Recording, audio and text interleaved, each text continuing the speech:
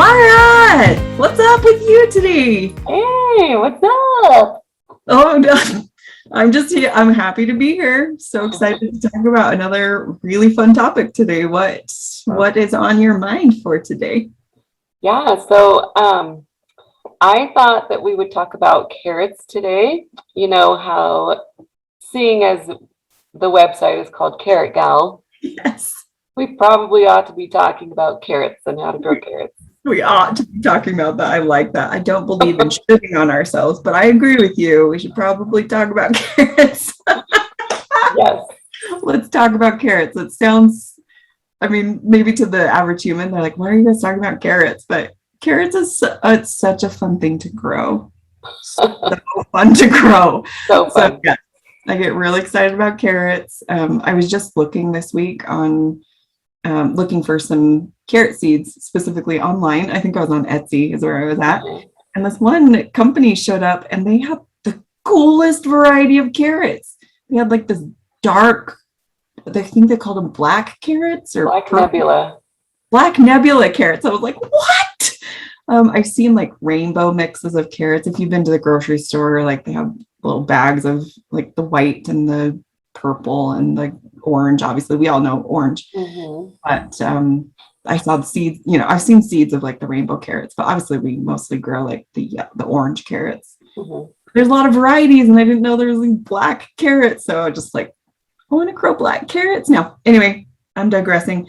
I get excited about carrots and carrot seeds and all the colors because if you know about health and health principles, like we're taught that we need to eat the variety, like the rainbow colors, right? So that's why I was like, oh, that's a really dark colored carrot. That's so cool. Anyway, do you know the history of carrots? Because I know what we eat today have been like they're not wild carrots. Like wild carrots a long time ago were very different than what we have cultivated. That's what we know as carrots today. Do you know that history? Not off the top of my head. What comes to mind though with the history of carrots is that they weren't orange.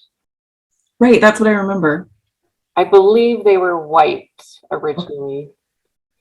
So the orange carrots that we eat today was not the original carrot. It's a variation. Okay. That's typically what you would find in the store. So to your point, growing carrots ourselves, not only does it give us like the ability to grow food, but you can grow different types of carrots than you can find in the store.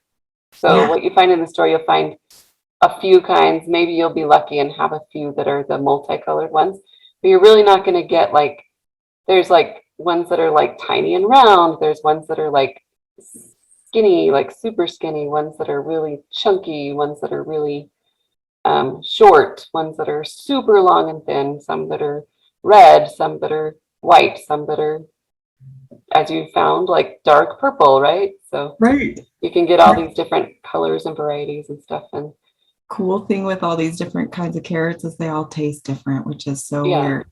Like they all have different flavor profiles. I mean, they're all still a carrot, right? It's like they all still taste like a carrot, but some are sweeter, some are less sweet, some are, I don't know, it's interesting. And from my experience, one of the reasons why I love growing carrots, not only are they easy to grow and they don't take a lot of maintenance, but they taste way better. Oh gosh, yeah. So a lot of people talk about homegrown tomatoes and how much better they are than store-bought tomatoes. Yes. I would say carrots are like 10 times I agree more than tomatoes would be, right? So I agree. For me, they're sweeter, they're a lot more flavorful. They don't, they have a lot more depth of flavor. So I highly recommend trying them out and seeing what you like there. And speaking about the black nebula carrots, I planted some this year in my garden and they've gone to seed. So I have a few black nebula seeds that are almost ripe. I'm hoping that there'll be a very limited quantity, but anyway, I might just grow them out again and get a bigger amount, but we'll see. That's cool. Okay, so let's kind of set the stage for what we're talking about today, right? Because like I want to touch base on a couple things that I really think it would be cool to teach people, like what you need to do. So maybe we'll start backwards because I was going to end with that. But I'd love to touch base on if you know how to grow carrots already and you like want to go to the next stage, you can actually save your carrot seeds, but there's specific things you need to do. So I want to have Laura touch base on how to save carrot seeds. But outside of that, let's talk about like how you actually grow carrots. What are some of the tricks and nuances of growing carrots? And the length of time that it takes for them to grow. Generally, obviously each variety may be slightly different, but just the general length of time.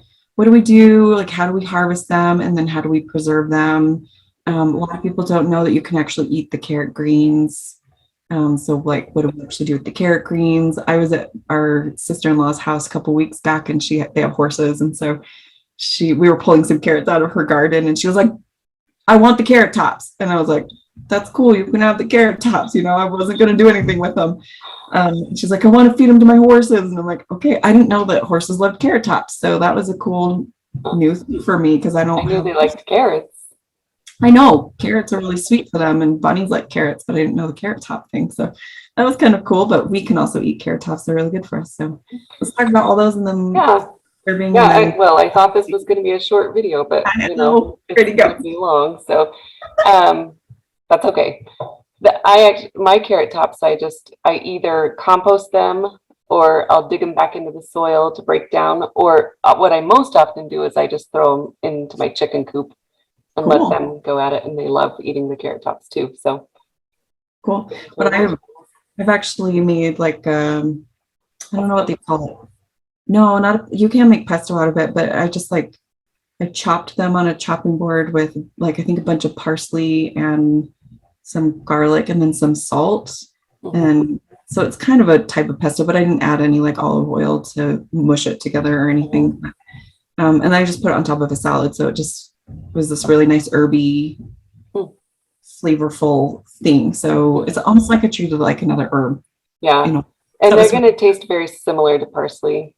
They're kind of in that same flavor profile. So so growing carrots is pretty simple. You obviously need seeds. And you're going to need a lot of seeds. Yes. So keep that in mind. As opposed to a tomato that you need one seed for a whole plant that makes a bunch of food. You're going to need one seed for every carrot that you want to grow. So, and then you're actually going to need more than that, because you have to plant them. Not every seed germinates. So you're going to have to plant them a little more thickly than you want, and then thin them later. So that's the trick to carrots, is making sure you thin them out. So what I do when I grow carrots, you can actually grow them pretty close together. So I like to take my area that I'm going to plant, and I take my hand and I just run it through the soil just to make a little groove. And then I take my seeds and I just sprinkle it into the groove. So you're probably going to want, you can space them out, but it's laborious. So I usually just do a little sprinkle over the top, and then I just cover up the little trench that I planted them in, and then they're done. So then I just do a whole bunch of those. I space each trench out about 3 inches from the next trench. And then when I go to thin them within the trench, I'm going to thin them about every 2 inches that direction. So you're going to want them roughly every 2 to 3 inches apart in all directions. So again, we planted the garlic in a different chat, I tend to think of my carrots in a grid pattern. Yeah. Right. So, but that's how I plant them, is I plant them in basically trenches or rows, tiny little rows. And then once they're grown and they're about 1 inch tall, that's when I go through and I thin them. Because now you can see the strength of the plant, which ones are kind of wimpy and which ones are growing really strong, and you can just keep the ones that you want. So that's probably the hardest part of growing carrots, is thinning them out. But once you plant them, you're going to want to keep them watered, and they take about 2 weeks to germinate. Oh yeah, I know, because the first time I planted carrots, I was I had to call you, because I was like, Laura, nothing's growing. They take a really long time to germinate. I was shocked. Prepared for that. Yeah. But really, just keeping them watered, and they're going to grow just fine. So pretty soon you'll see little tiny sprouts. They start, like all plants, they start with 2 leaves and then they grow out their true leaves after that. So again, once they're about an inch tall, then I'm like, oh, it's time to thin my carrots. So it's a little backbreaking, but I usually get down, depending on how many you have. I grow a lot of carrots, so it takes me a long time. I do it over the course of a week or two. I'm like, okay, I just have to go go take 30 minutes and go thin out carrots, right? So, so you're going to get down and you're just going to want to, you separate them out and just make sure there's only one little plant there. There's actually like 2 or 3 leaves that come up from each one. So kind of pull them apart and then you're just going to yank out the rest of them, or you can trim them with scissors or something like that. So that you only have one plant, and then you take out a big clump and then you leave one plant and take out a big clump and leave one plant and take out a big clump. So then now you have individual carrots spaced out. Okay. So what happens, couple questions, because I didn't know this when I first started growing carrots. Like, can you transplant carrots? That's one question. Mm-hmm. Can you grow them inside and then transplant them outside? Because a lot of plants do that with. Can you do that with bricks? Second question, what happens if you accidentally don't thin your carrots? Is that a deal breaker or what happens? Okay, so carrots are one of the things that you cannot transplant. They don't like to be transplanted at all, and they won't really work very well. So those thinnings that you're taking out, you can't replant them. When I thin my onion plants, I can replant those ones and keep and use those again. But really, your carrot seedlings are not going to transplant well. So you want to direct seed wherever you want them to be in the garden. I usually plant them about 2 to 3 weeks before my frost date in the spring. So that's a good time frame. Here in Idaho, our last frost date in the spring is usually around April 10th. Okay. So usually the beginning of April is kind of my trigger point to start planting carrots. This same pattern happens with beets as well, or parsnips, or any of those like long root vegetables that you're going to do. Okay. Beets are slightly different because they actually are a fused seed. So you're going to plant one beet seed and you're going to get, you can never get a single beet plant in one location because there's 3 or 4 together in the clump. So they're kind of a unique seed. Anyway, so a little side note on beets is they're fused. Interesting. So cool. Yeah. So so you can't transplant them. You're going to plant them exactly where you want them to be and then thin them later. You can be more precise if you want to be. If you only have a few seeds, you can plant just 1 or 2. And then if they don't germinate, then you'll just have holes, right? So if you're trying to save on how much carrot seed you need, you can be a little more sparing. Your other question was, what happens if you don't thin them? I haven't ever not thinned my seeds, but I've gone too long before. And then they're like 3 or 4 inches tall. And I'm like, oh no, they're all like clumped together. So all plants have this really cool thing within them. Like I don't know what you call it, but there's like this sensation or like a homing beacon. I don't know what it is. They have this innate knowledge that if they're growing within a certain amount of space within another plant, then they won't bulb. Like they won't create the root. So if you don't thin your carrots, you're just going to get little strings of roots. And they will never grow into a carrot. Okay. And that's the same of all plants. If they're too tightly packed together, they really won't do what they're supposed to do. So something to keep in mind. I don't know. Nature's pretty cool and it knows. That is cool. And I think it's just a mechanism to like, if you're too tightly planted together, of course you're not going to be able to reproduce, right? You're too type. Yeah. So Yes. you don't have the space. That's So cool. yeah, so thinning them out is super important. Now I have accidentally left like too many, like I thought I thinned them out far enough, but I left 2 or 3 really close together. And if there's just a couple, then they will start creating carrots, but they're probably going to be smaller. Okay. Okay. Yeah. I remember growing up, we grew carrots pretty much every year, or our mom grew carrots, I should say. Mhm. Still does to this day. And oftentimes, her carrots like kind of split on one side and they just split Mhm. open so you can see the center. And oftentimes, I don't know if she thins them or what she does, but oftentimes they're just really bulged and clumped together. And Mhm. I don't know what creates that splitting, but I've never had splitting carrots, but I've only grown carrots a couple of times. Yeah. So Splitting, it does happen in my garden too. Sometimes I get straight carrots and sometimes I get split ones, but by splitting, it just means like it kind of makes oh, a I meant Y shape. like the top, like where the Oh, carrot, like it kind of opens up and you can like it kind of almost like broke door. open. Yeah, Mhm. if you can see the core of the carrot. Yeah. Yeah, I'm not exactly sure what causes those things, Mhm. but the forking and then the splitting. So I think splitting is probably just overwatering. Oh, okay, And interesting. then that would be my guess. And then the forking is typically based on your soil. If Yeah, it's really clay soil, then they're not going to be able to push down as right, deeply, so they fork. right. Or if there's stones or rocks in your soil. It might be mineral based or like fertilizer. I'm not sure what Okay. causes those things. No, what you're You're going to saying, get all sorts of funny shaped carrots when you grow right, them yourselves too. So, which is right. part of the fun.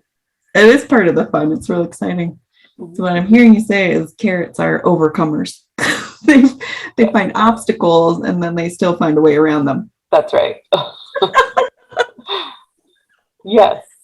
Just kidding. So, Carrots. some people say you can't grow carrots in clay soil. It has to be sandy soil, but I beg to differ. I grow them all the time in my not like thick clay soil. That's probably not going to work well, but just in like my garden soil that's pretty heavily clay. It's Cool. there's they grow just fine. So That's good. yeah. Good on you. That's great. So some Cool. people like to grow them in raised beds with a little bit lighter mixture, and they probably Mhm. will do much better Gotcha. in that kind of a format. That's probably why you haven't had problems with yours, because yours is a raised bed with good soil in it. So Probably. Yeah, that's probably it. yeah. All right. So it takes about 2 weeks for them to germinate. We got to thin them. Got to Mhm. take care of our little baby carrots.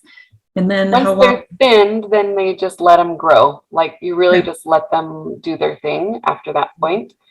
And they probably take 2 to 3 months to be Okay. harvestable Okay. um, from the thinning point. So then you just let them hang out all summer. I just let mine do their thing, and then in the fall I dig them up. You can you can space out the plantings if you want Hmm. to be able to have some early harvest and then some mid harvest and then late harvest. So Cool. you can do that as well.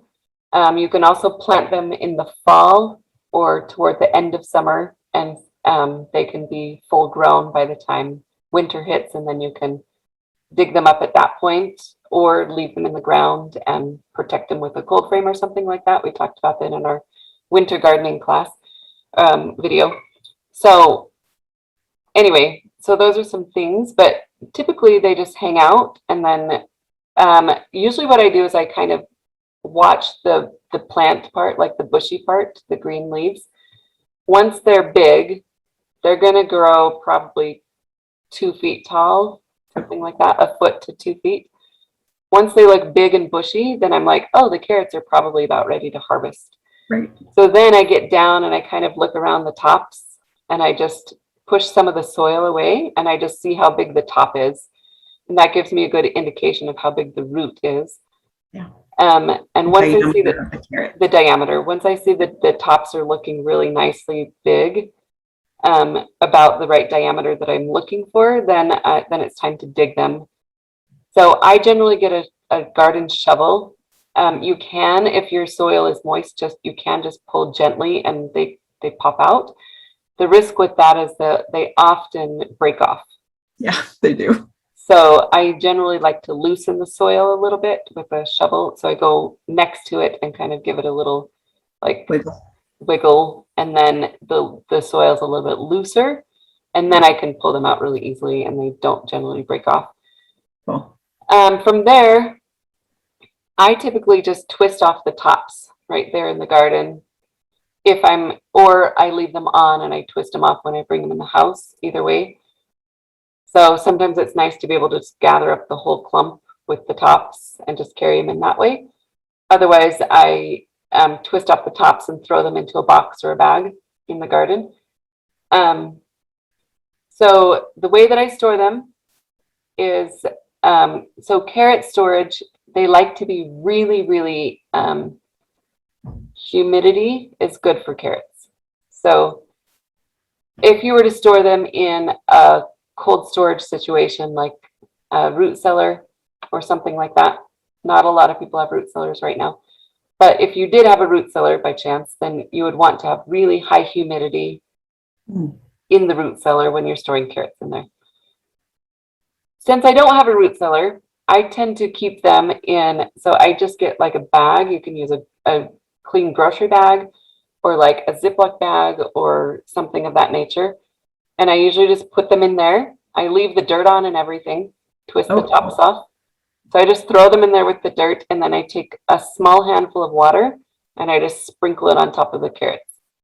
That's going to keep the humidity really high. And then I close up the bag and I keep it in my fridge or my garage, someplace cold.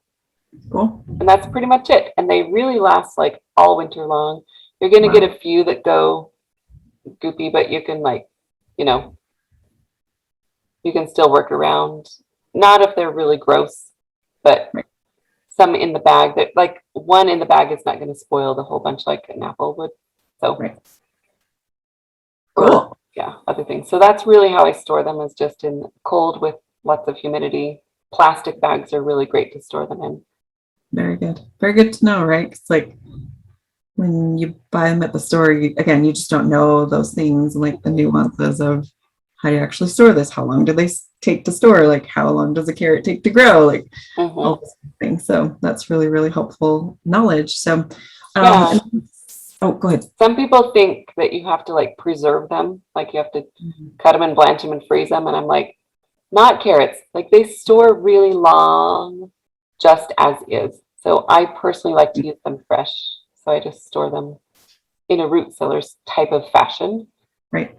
So that's cool. But I mean, that's cool that if you want frozen carrots, like that does preserve them longer. So like freeze them, or you can ferment them. Carrots are really great fermented. So that's another preserving option. If that's a concern for you. For sure. That's super cool. No, I think it was pretty thorough. Obviously, if you guys have questions, let us know about carrots. I have a friend that really struggled growing carrots. She was adamant that she couldn't grow carrots. She's like, carrots are the only thing that I can't ever grow. Like they just would never germinate for her. And I'm like, okay, that's super weird and funny. Most people can grow carrots. I think they're a relatively simple thing to grow, but let's talk really quick if people are really trying to up their level in their carrot understanding, like, and they want to start saving seeds or what, like talk about that process just really quick so they have so to your point before that, so the if you're struggling to grow carrots, I would say try them in the colder months. So plant them in April. April's a really great month to plant them in our area, which is Utah and Idaho. So try them in the colder months before it gets warm. That's a good option. And then keep them well watered for 2 weeks.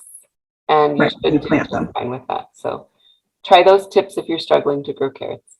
Cool. If you want to grow seed from carrots, I would actually say it's one of the more advanced seed saving things to do. So I would actually start saving seed with easier to save seed plants first. Cool. So easier plants to save seed from are tomatoes, beans, peas. Those are going to be some of your easiest ones because you don't have to worry about cross-pollination and they're really simple to save. You can do it all in one season. So most people have never seen a carrot plant going to seed, because if you grow carrots, they don't produce seed in the first year. They produce a root. And this is the same for, so these plants are called biennials. They produce their seed in their second year. Okay. So this is carrots, parsnips, beets, onions, Yes. any of those kinds of things. So any of your root ones, they produce seed the following year. So what you have to do if you want to save seed from carrots, like let's say you have a certain variety that you've loved growing in your garden, you have to leave some in your garden all winter long, and then the following year, so the tops will die back in the winter, and it creates like a protection, like a layer of protection for the plant. Okay. I usually throw some straw on top of it as well, just to add a layer of insulation. And then, so I usually save about 20 to 30 carrots that I don't dig up. And then those ones I'm going to overwinter, put some straw on top of it, make sure that they're well protected from the cold. The following spring, I take off that layer of straw when it starts getting warm again. And then you're going to start seeing little green sprouts coming out of the roots. And those will grow into a really tall stem. They're probably about 4 feet tall. And wow. At the top of that is going to grow these beautiful white umbel flowers. Right. They're big and wide. And They're big and white. And each of those is going to, so lots of bees come and pollinate those. They usually start flopping all over the garden. So I usually take a piece of twine and tie around all the stems just to keep them. oh, so there's like lots that grow up and out. Yeah, each one grows like probably 2 to 4 flowers. Okay. But there's also leaves and other things going on, right? So there's lots of plant mass happening. So that's why you keep it all together. I like to just tighten it up because otherwise but it's designed to do that. So it's supposed to like fall and then put its seed like further away from its plant. But since I'm going to be gathering them, it's just tidier in my garden if they're not like taking over like 6 feet of space, right? Yes. So I just like to keep them a little more contained. Then when those umbels are pollinated, they're going to start forming the seed head. Okay.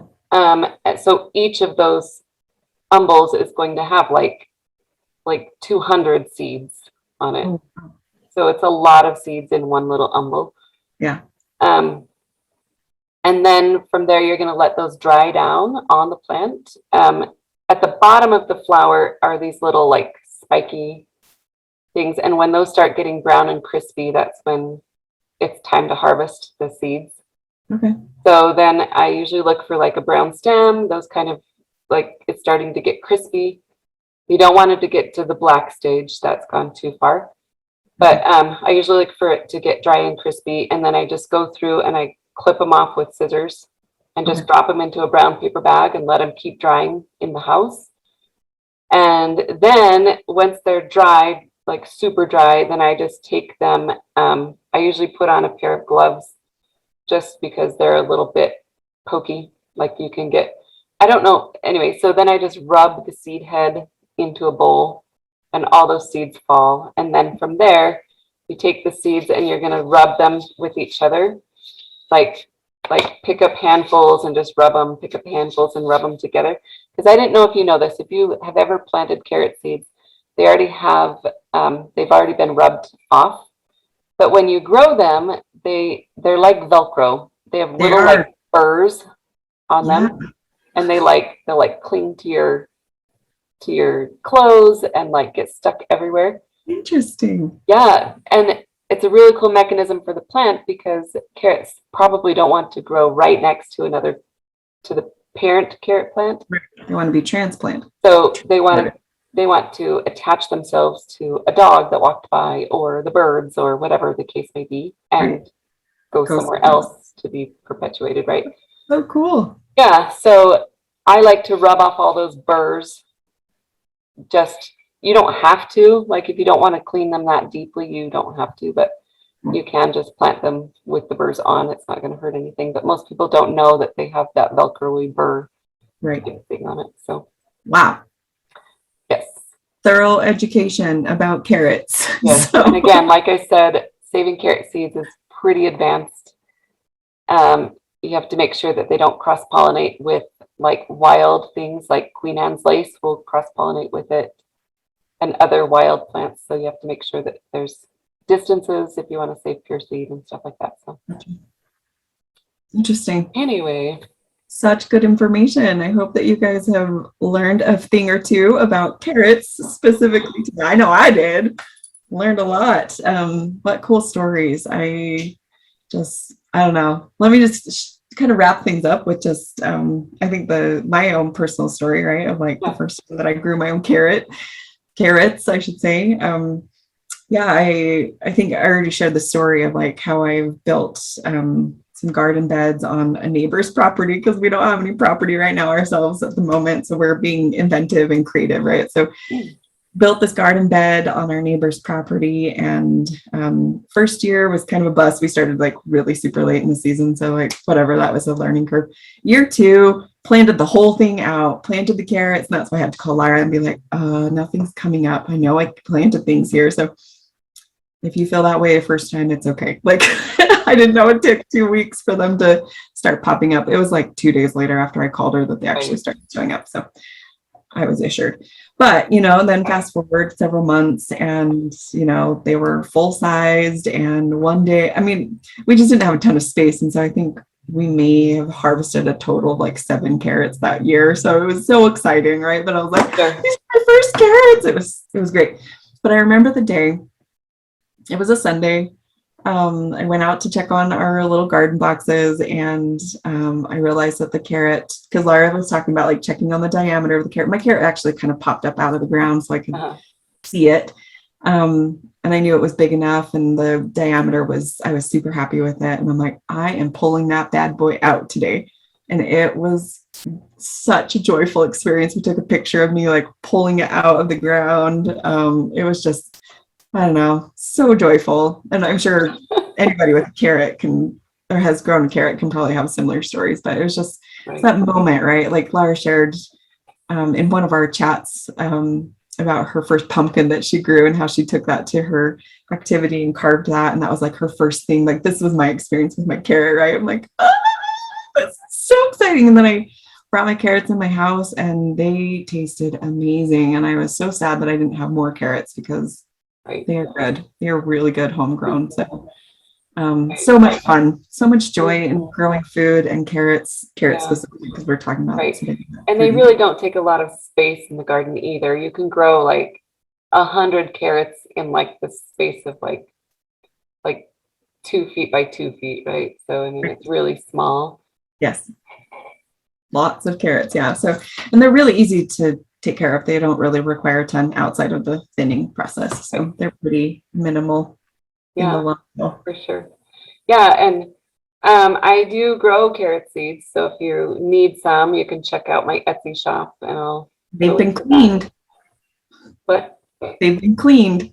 Yes, they've been cleaned. They don't have the burrs on them. So, they'll be like regular carrot seeds that you use. Regular carrot seeds. But the link to that is carrotgal.com/shop. So you can check that out. And then we also have our Facebook group. If you have questions over there, you can join us there. And the link to that one, you can go to carrotgal.com/chats, CHATS. So check both of those out, and we will see you next time. Sounds good. Thanks for all the info today. That was exciting. Okay, see ya. See you, bye.